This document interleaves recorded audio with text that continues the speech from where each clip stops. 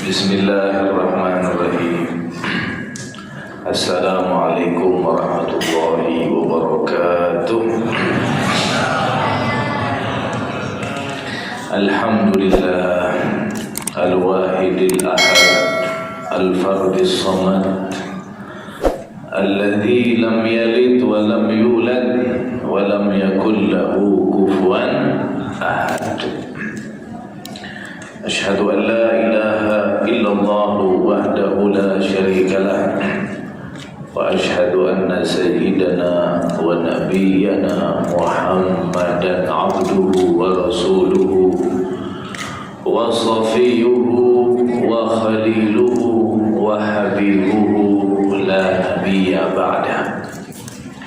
Allahumma salli wa sallim wa barik wa karrim wa majid wa azim وتهنن وتكرم وترحم على سيدنا وإمامنا وقدوتنا وقرة أعيننا وطبيب قلوبنا سيدنا ومولانا محمد الفاتح لما أغلق والخاتم لما سبق ناصر الحق بالحق والهادي إلى صراطك المستقيم وعلى آله وصحبه حق قدره ومقداره العظيم. أما بعد سبحانك لا علم لنا إلا ما علمتنا إنك أنت العليم الحكيم. رب اشرح لي صدري ويسر لي أمري واحلل عقدة من لساني يفقهوا قولي بجاه النبي وصحبه والآل. ربنا آتنا من لدنك رحمة وهيئ لنا من أمرنا رشدا. رب يسر ولا تعسر رب تمم بالخير يا حي يا قيوم لا إله إلا أنت سبحانك إني كنت من الظالمين. اللهم لا سهل إلا ما جعلته سهلا وأنت تجعل الحزن إذا شئت سهلا والحمد لله رب العالمين. Alhamdulillah. Saya datang ke sini terlalu awal. Saya diminta jam 9 sudah harus di masjid. Tapi karena saya terlalu rajin, jam 8, jam 9 kurang 15 saya sudah ada di dekat kalangan masjid di sini. Saya parkir jauh di sana. Memang sengaja saya tidak mau keluar karena memang belum waktunya jam 9. Tapi ada satu orang yang datang menghampiri untuk suruh masukkan mobil di halaman masjid. Sampai di halaman masjid saya pun disambut oleh Al-Mukarram Al-Ustaz Bapak Ahmad Farhan. Setelah saya keluar, tapi beliau suruh masuk lagi. Belum mahalul qiyam. Jadi Habib masuk lagi ke mobil. Saya takut kalau saya masuk lagi saya tidur. Makanya saya bilang sudah keluar jangan masuk lagi, sudah lanjut saja keluar biar saya i'tikaf di masjid. Ternyata mahalul qiyam pun dikumandangkan. Alhamdulillah, semuanya sudah diatur oleh Allah. Saya memang begitu Pak Bu, acara sekian berapa setengah jam atau 1 jam saya sudah datang. Saya usahakan belajar on time, tidak mau mengecewakan dan bikin panitia nanti cari-cari telepon-telepon, saya tidak mau. Makanya saking cepatnya saya pun belum sempat sarapan. Ternyata di pagi hari ini saya kecewa, air kopi pun tidak ada di depan muka saya. Ini orang sini bakhil-bakhil semuanya.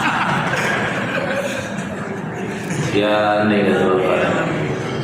Ini nama masjidnya Babus Salam, pintu selamat, pintu keselamatan. Bahkan di surga ada nama pintu surga namanya As-Salam, Babus Salam. Selamat semuanya insyaallah jamaah di sini. Jadi kalau pengen selamat harus sering-sering main di sini di Masjid Babus Salam. yang diketuai oleh Bapak Ustaz Ahmad Farhan. Farhan itu artinya bahagia, senang. Makanya beliau senang, terus tersenyum, terus Masya Allah. Alhamdulillah. Jadi hadirin wal hadirat yang dimuliakan Allah, tidak bisa saya sebutkan namanya satu persatu, berkhusus kepada para alim ulama, para asatid, para tokoh agama, tokoh masyarakat. Mudah-mudahan semuanya dimuliakan oleh Allah Subhanahu wa taala. Bapak Ibu hadirin wal hadirat yang dimuliakan Allah, saya senang sekali, saya gembira sekali melihat anak-anak bisa menyetor Al-Quran, menghafal hadis-hadis Nabi yang jarang saya temukan di masjid-masjid lainnya. Mudah-mudahan anak-anak kita ini menjadi anak-anak yang soleh-solehah, insyaallah, bisa membanggakan agama Islam, bisa meneruskan Nabi Muhammad SAW. Amin ya rabbal alamin. Alhamdulillah. Biasanya saya ceramah 1 jam biasanya. Cuma karena saya lihat jamaah ni udah posisi duduknya sudah mulai berubah-berubah. Ada yang mereng, ada yang beradab-adab, ada yang sudah IS-nya habis. Ini ada kambing tak habis ini? Ada kebuli ke? Ternyata tak ada agak bakil-bakil amat orang sini. Jadi hadirin, biasanya ceramah 1 jam, hari ini kita singkat saja. Sekarang jam berapa nih? 9:30. InsyaAllah kita selesaikan pas azan zuhur, kita balik. InsyaAllah. Semangat kan? Siap? Kalau kebanyakan nanti keluar tulisan di jidat bapak-bapak, ibu-ibu, memori penuh, pengiriman gagal. Jadi biar sedikit, singkat, padat. Khairul kalam ma qalla wa dalla. Sebaik-baiknya ucapan yang sedikit tapi insyaallah singkat, padat. Yang penting nih, dengarkan Bu, Pak, dengarkan tausiah pakai hati, bukan pakai telinga. Kalau pakai telinga masuk kanan keluar kiri. Tapi kalau dengarkan tausiah pakai hati, maka hatinya dibuka. Bukan HP-nya dibuka, hatinya dibuka. Di majelis ini kenapa banyak orang hadir pengajian balik, yang maksiat tetap maksiat, yang melanggar tetap melanggar, karena di pengajian yang dibuka HP, bukan yang dibuka hati. Apalagi di saat tausiah, karena ilmu-ilmu Nabi, warisan-warisan Nabi disampaikan, maka dengarkan. Ini katanya masuk YouTube ini, bukan TV One, bukan ya? Saya komentar tidak pernah saya masuk TV One. Oh, ada YouTube-nya. Jangan lupa di subscribe ini, di komen, like, and share. Oh, nanti hasilnya bagi-bagi ya. Jadi hadirin yang dimuliakan Allah, dengarkan dengan hati, resap dengan hati. Oleh karena itu sebelum kita mulai tausiah, ayo kita mantapkan hati kita dulu. Kita mantapkan hati kita, kita mantapkan iman kita. Kalau iman sudah mantap, ilmu-ilmu akan lebih cepat meresap ke dalam hati kita. Kata Nabi SAW, jaddidu imanakum, akfiru min qawli la ilaha illallah. Perbaharui iman kita selalu dengan memperbanyak baca kalimat la ilaha. Ayo sama-sama kita baca la ilaha illallah. Kita semarakkan acara kita dengan kalimat la ilaha illallah, dengan niat mudah-mudahan di saat kita wafat, yang paling akhir kita ucapkan yaitu kalimat la ilaha illallah. Ayo sama-sama ya. La ilaha illallah. Suara ya. La ilaha illallah. La ilaha illallah. Muhammadur Rasulullah. Semuanya. La ilaha illallah. Kurang kompak.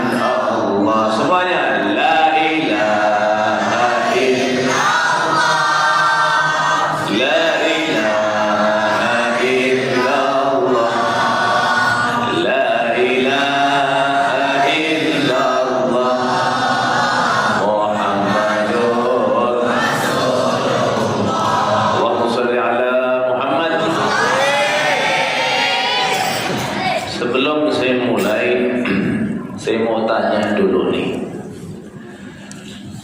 Kita ni udah habis lebaran apa belum? Sabar. Saya tanya ibu dulu. Bu. Halo Bu. Sini yang jawab. Senyap. Iya. Oh salah bukan. Oh anak dah semua situ. Oh Masya Allah. Bu, lebaran ni udah habis apa belum? Belum. Bapak-bapak, lebaran dah habis ke belum? Ini berbeda pendapat nih, istilah ulama ini. Saya orang Pontianak asli, tahu Pontianak ini biasanya dari zaman dulu lebaran itu 1 bulan full, sama kayak Ramadan sebulan, jadi tak mau kalah, lebaran juga harus sebulan. Jadi kalau di Ramadan ada istilah 10 hari pertama, 10 hari kedua, 10 hari ketiga, lebaran di Pontianak sama. Ada 10 pertama, ada 10 kedua, ada 10 ketiga. Ini kita sudah masuk ke 10 terakhir ketiga. Kalau 10 pertama namanya lebaran kebersamaan. Masih kumpul, masih banyak yang tak kerja, masih libur, masih banyak bisa kumpul. Kalau udah masuk ke lebaran 10 kedua, namanya lebaran kehangatan. Karena rendang-rendang sudah mulai banyak dihangat-hangatkan. 10 kedua. Sekarang sudah masuk 10 ke namanya lebaran perasaan. Masih ada rasa-rasa kuih lapis, rasa-rasa rendang lontong. Nengok HP pun perasaan dah tak nyaman. Nengok rekening perasaan dah tak nyaman. Nengok dompet pun perasaan sudah tak nyaman. Ini namanya lebaran perasaan. Alhamdulillah, kita sudah di bulan Syawal. Ramadan sudah pergi meninggalkan kita. Tahun depan tidak ada jaminan kita bisa ketemu lagi bulan Ramadan, karena ajal tidak ada yang tahu. Siapa di sini yang tahu dia besok mati? Tidak ada. Ajal tidak lihat akte kelahiran, ajal tidak lihat sakit atau sehat, ajal tidak lihat umur. Makanya kesalahan terbesar kita kalau ada orang meninggal yang ditanya apa? Apa umurnya, apa sakitnya. Padahal mati tak harus sakit, mati tak harus tua. Walaupun yang tua-tua ni harus siap-siap. Ada orang Pak lagi mancing di Sungai Kapuas sambil ngerokok, rokoknya jatuh langsung mati. Rokoknya yang mati. Kan orang, tak nyambung, tak ada konek. Mikirkan apa ni? Nasi kotak ke? Belum, apa masih apa? Kan tak konek dia. Ada dokter bilang ke pasiennya, kau 2 hari lagi mati, divonis. 2 tahun masih hidup, malah dokter yang vonis mati dulu. Kan kita tak tahu aja. Ajal tidak ada yang tahu, tapi yang pastinya kita akan mati. Presiden, gubernur, wali kota, bupati, Pak Camat, Pak Camat calon mati. Pak Ustaz, nanti sampai isi ceramah nanti. Jahat mama Pak ini, Pak Ustaz gitu. Saya bukan Ustaz, saya Habib.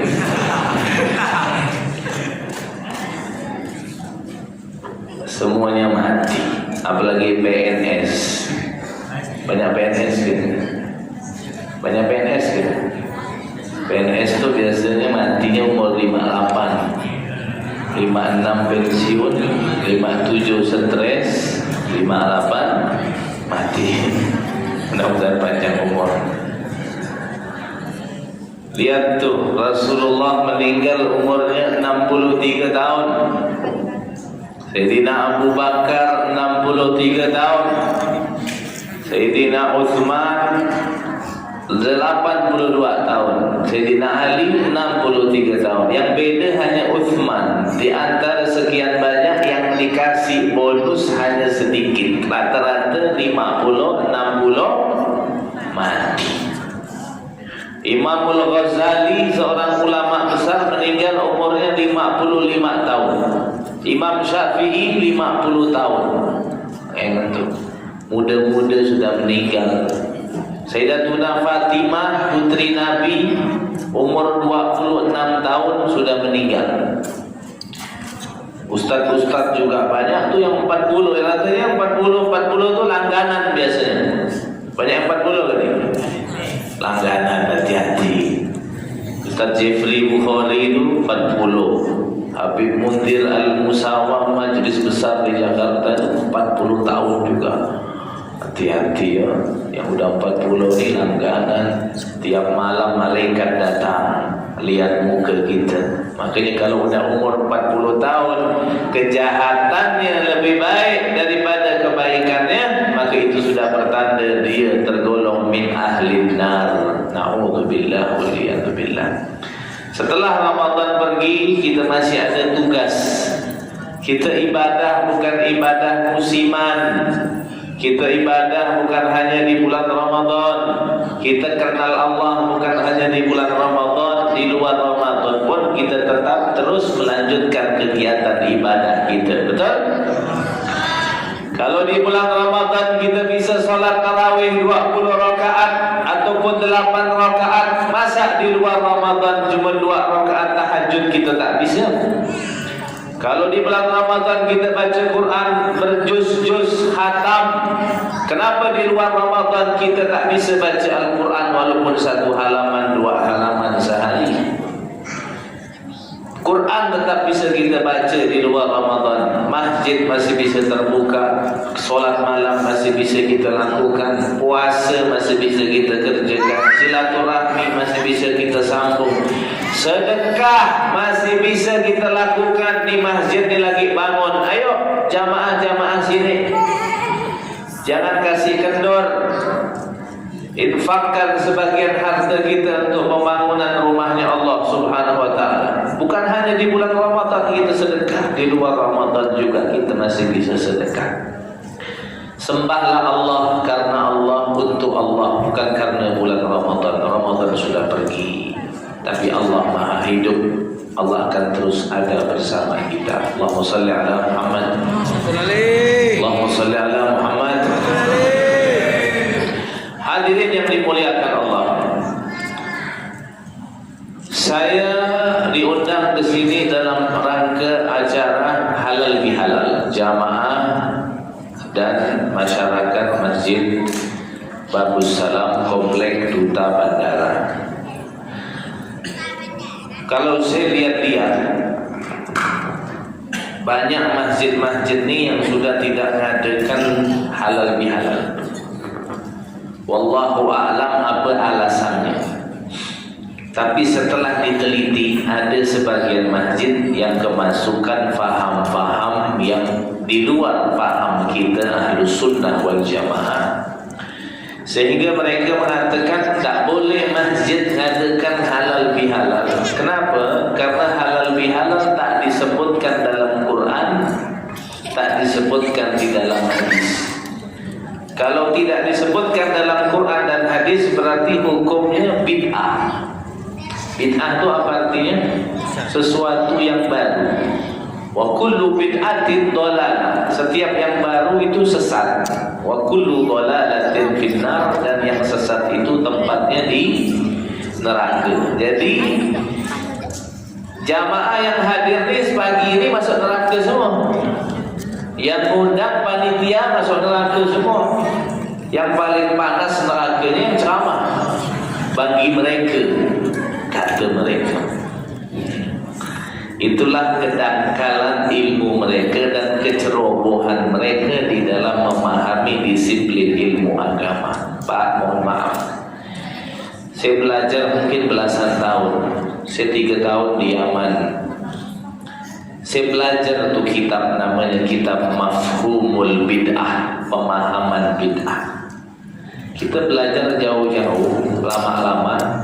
Ini orang-orang tetangga sebelah nih modelnya hanya 5 jari saja. Sesuatu tidak dilakukan Nabi sesat. Jadi dalilnya pakai 5 jari. Sesuatu tidak dilakukan Nabi sesat. Kita ni belajar bertahun-tahun, dia pakai 5 jari ya. Pokoknya yang tak ada di zaman Nabi, yang ada di zaman sekarang, bid'ah, sesat, masuk neraka. Bilangkan ke dia, zaman Nabi tak ada hidung pesek kayak kau. Semuanya orang hidungnya mancung-mancung, berarti kau sesat, masuk neraka. Cetek pak, di dalam memahami ilmu itu bawaannya ambisi hawa nafsu ekstrim. Sama orang tuh kasar, dikit-dikit bid'ah, dikit kafir. Nabi mengislamkan orang, dia ngafirkan orang. Kesian Nabi, susah payah berkorban mengislamkan orang, dia pula mengkafirkan orang, membid'ahkan orang. Seakan-akan surga itu dah dikafling-kafling sama dia. Kita ni masuk neraka semua. Pak Bu, halal bihalal ini memang tak ada disebut dalam Quran halal bihalal, hadis halal bihalal, tidak ada. Kita ni jangan tertipu dengan casing, jangan fokus dengan bungkus. Apa substansinya, apa maknanya, apa yang ada di dalam halal bihalal ini, itu yang harus kita pahami. Seperti acara peringatan haul. Tahu peringatan haul?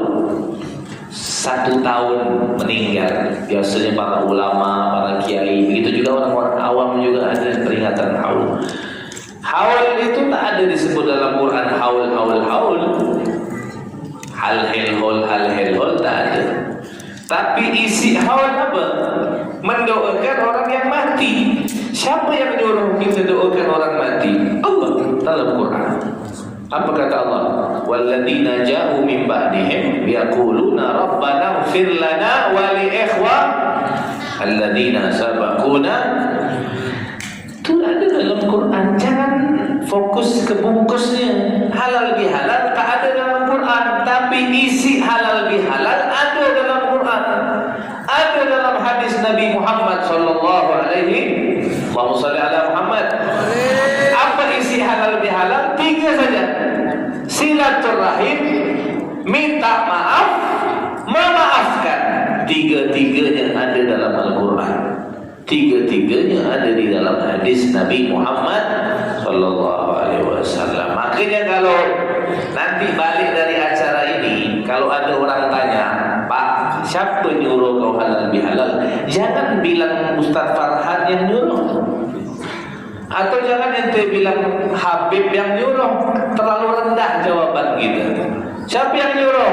Nabi Muhammad. Nabi Muhammad pun hadis, mungkin ada hadis maudhu, ada hadis dhaif, tapi ente jawab agak tinggi sedikit. Siapa yang nyuruh halal bihalal? Allah. Emang ada kan halal bihalal Al-Quran? Tidak ada. Tapi isinya halal bihalal ada dalam Al-Quran. Silaturahim, Allah yang suruh. Minta maaf, Allah yang suruh. Memaafkan, Allah yang suruh. Mau dalilnya, buka Al-Quran, bilang ente tak ngaji dapat. Ini bilang udah ada dalam Al-Quran. Halal bihalal ini penting, tadi sudah disampaikan di dalam kata sambutan. Ini jamaah duta bandara nih, kan mungkin lebaran ada yang tak ketemu, betul? Si A pergi ke rumah si B ke Singkawang, si B ke rumah si C umroh, tak ketemu. Dikumpulkanlah di hari ini biar bisa ketemu. Jadi saya mau tanya, halal bihalal ini baik atau tidak? Makanya Imam Syafi'i bagi itu bid'ah ada 2 biar kita gampang memahami. Ada bid'ah hasanah, ada bid'ah dhalalah. Ada bid'ah yang baik, ada bid'ah yang tak baik. Kalau dibilang bid'ah, ini bid'ah betul. Tapi bid'ah baik karena tidak bertentangan dengan Quran dan hadis. Kalau bertentangan Quran dan hadis, baru bid'ah dolalah, bid'ah sesat. Seperti apa? Diskotik, tak ada zaman Nabi dan bertentangan Quran hadis. Itu baru namanya bid'ah dolalah.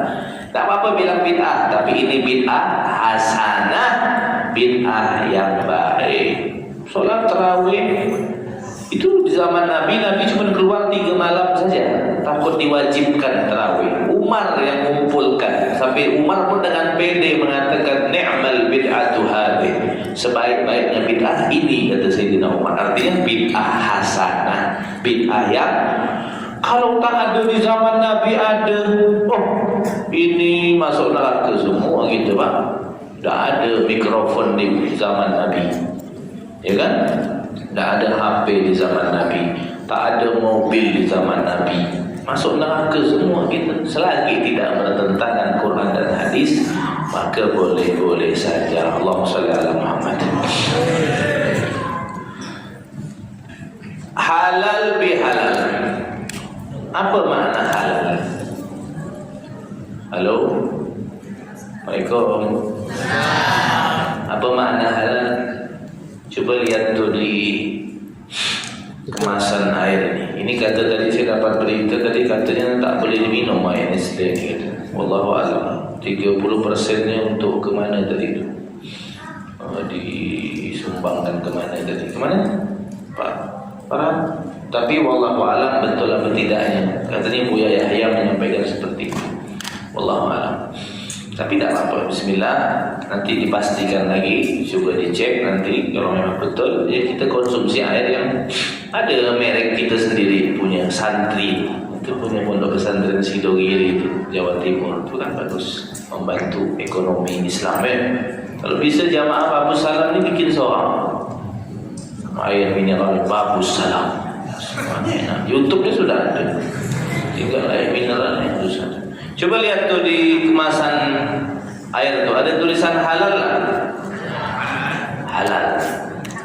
Biasa kalau orang pergi haji umroh lagi sebahasa Arab, mau tamu dia ngomong halal ya. Berapa rial ni? 5 rial, 5 rial, halal. Mau nawar 4, ingat dia 4 rakaat tu. Mau nawar 2, rakaatin setengah. Jadi hadirin, halal itu yang kita pahami selama ini maknanya boleh. Berarti lawannya haram, tak boleh. Betul? Tapi kalau di dalam kamus bahasa Arab lebih luas lagi makna halal. Halal maknanya ada 3. Yang pertama makna halal adalah mengurai benang yang kusut atau melepaskan ikatan yang kusut. Itu makna halal. Makanya Nabi Musa alaihissalam tak kala bertemu dengan Fir'aun, diperintahkan Allah untuk bertemu dengan Fir'aun, apa doa yang dipanjatkan Nabi Musa yang tadi saya baca di awal ceramah saya? Rabbi shrah li sadri wa yassir li amri wahlul itu dari ambil kata halal, lepaskan, wahlul dan lepaskan, uqdatan ikatan min lisani dari lisanku. Itu doanya Nabi Musa. Rabbi shrah li sadri, ya Allah lapangkan aku punya hati ya Allah. Karena orang kalau hatinya sudah lapang, komentar orang, cacian orang, makian orang, hinaan orang tidak efek, karena hatinya sudah luas. Tapi kalau hatinya sempit, baru dicaci orang, dikomentar orang, sudah lemau, sudah baper, sudah merajuk karena hatinya sempit. Lihat tuh lautan yang sebesar itu, coba kita masukkan garam 1 karung pun tidak asin, karena lautannya, kita pengen hati kita seperti itu. Musibah sebesar apapun akan menjadi kecil karena hati kita lapang. Tapi kalau hati kita sesempit air mineral ini, dimasukkan garam 1 tetes, 2 tetes saja sudah terasa asin, karena hati kita sesempit botol ini. Makanya Nabi Muhammad SAW Orang yang paling lapang dia punya hati, karena bukan lagi dia minta sama Allah, Allah yang langsung melapangkan hatinya. Dalam Al-Quran Allah bilang, alam nashrah laka. Makanya Abu Jahal, Abu Lahab, Abu Sufyan, Abu Dapok dan Abu lainnya tak bisa bikin Nabi sumpah, tak bisa. Hati Nabi luas.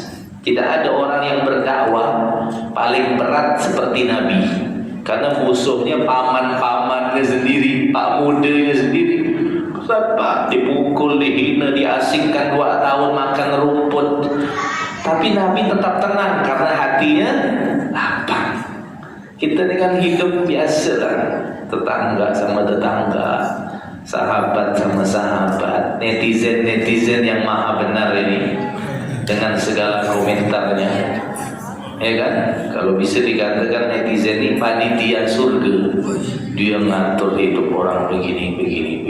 Banyak netizen di sini. Jadi Pak Bu, itu doanya Nabi Musa. Wa yassir li amri, mudahkan urusanku. Kemudian yang ketiga, wahlul, lepaskan. Kalimat lepaskan itu dari kalimat halal. Jadi halal maknanya melepaskan ikatan yang kusut. Selama setahun kita hidup nih, mesti ada yang kusut-kusut, betul? Tak mungkin tak ada. Kita hidup nih kadang salah ucap, salah ngomong, salah tingkah. Biasalah manusia, betul? Bukan malaikat, bukan nabi. Pasti salah. Ada ikatan-ikatan yang kusut. Makanya kita dikumpulkan di halal bihalal nih, biar ikatan itu kita lepaskan, betul? Betul tak? Apa makna halal bihalal? Melepaskan ikatan yang kusut, mengurai ikatan yang kusut. Kemudian yang kedua, mencairkan yang beku. Nih hati kita yang beku-beku nih, egois, tak mau ketemu, tak mau salaman, tak mau negur. Cairkan nih di acara halal bihalal, betul? Yang ketiga, kita sambung yang putus, itu maknanya halal. Kalau acara halal bihalal pagi ini diadakan, balik dari sini yang beku tetap beku, yang kusut tetap kusut, yang putus tetap putus. Tak ada artilah perkumpulan kita pagi hari ini, betul? Inilah tujuan kita